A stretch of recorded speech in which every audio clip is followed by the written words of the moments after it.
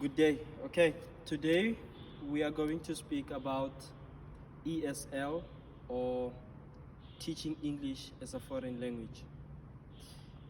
Now I have a lot of questions that needs to be answered. Therefore, let's look at ESL and how different it is from teaching back home. ESL, in this case, it's called English Second Language. However, we also have English Second Language or Afrikaans Second Language, for example, in South Africa.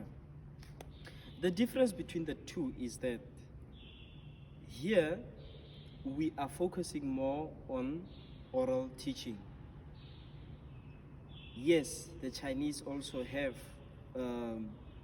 their own ESL, which is focusing on reading and writing.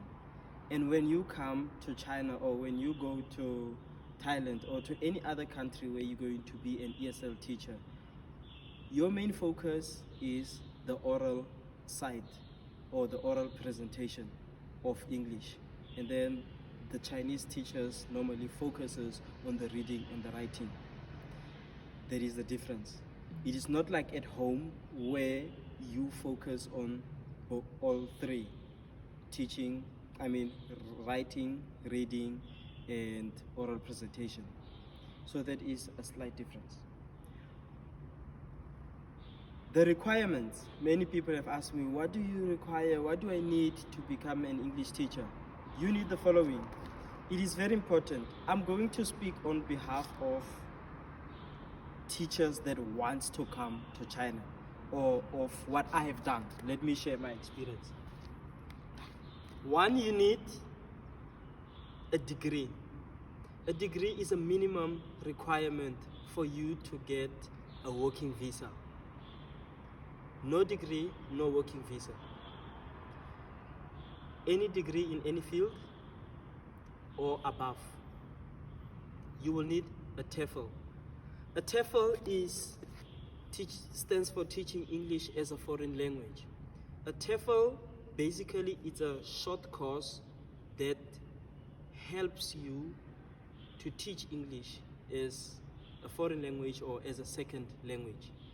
If you do a TEFL course, you will get all the tools that helps you to do or to become a teacher abroad or here in China.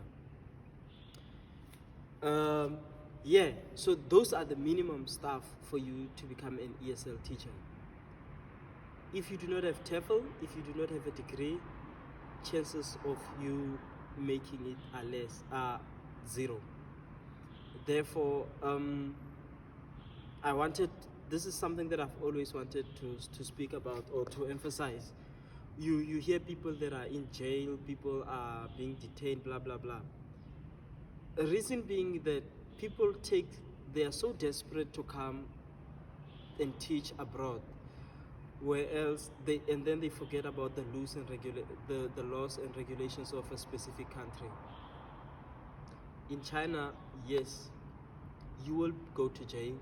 Yes, you will be detained for a very long time. Yes, you will be fined if you do not have a degree. And if you come with a tourist visa and then you end up working, you cannot work in China with a tourist visa. Make sure that you have a working visa before you get on that plane. Do not sign any contract if they are not offering you a working visa.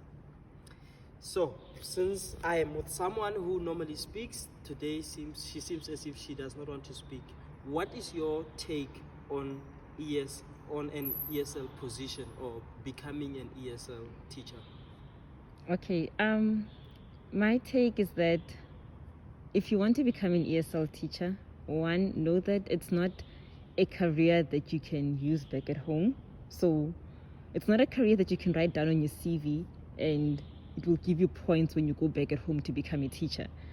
There's a lot of people that become disappointed when they realize this and they've already they've already signed a already- contract or already working. Yeah, I think yeah, there is quite a lot of people where they get here and they like, I thought it's not the same as back at home. It is like it's different. You are focusing on oral presentation. Also, you are coming to people that has never uttered a word of English ever. So of course you cannot come and say, yeah, I'm going to teach grade 10s. Maybe the grade 10s that you're going to teach has never ever spoken English. Never even, they can only write, they can read. But in terms of expressing themselves or speaking, it's a nightmare. So yeah, I think a lot of people do get disappointed when they come here because they think that the same, let's say they were an English first additional teacher, they think they are going to apply the same concepts here. Here in China or any ESL teacher, it is totally different. Yeah. Do you have any additional information? Yeah, I think if you want to become an ESL teacher, teach yourself a lot of patience before you get here. You will expect that when you see somebody that looks old, they will at least know minimum or a minimum level of English. That's not usually the case. And even with the kids, have a lot of patience because they don't understand you. So how you act towards them is the only form of communication that they see. It's the only form of communication they understand.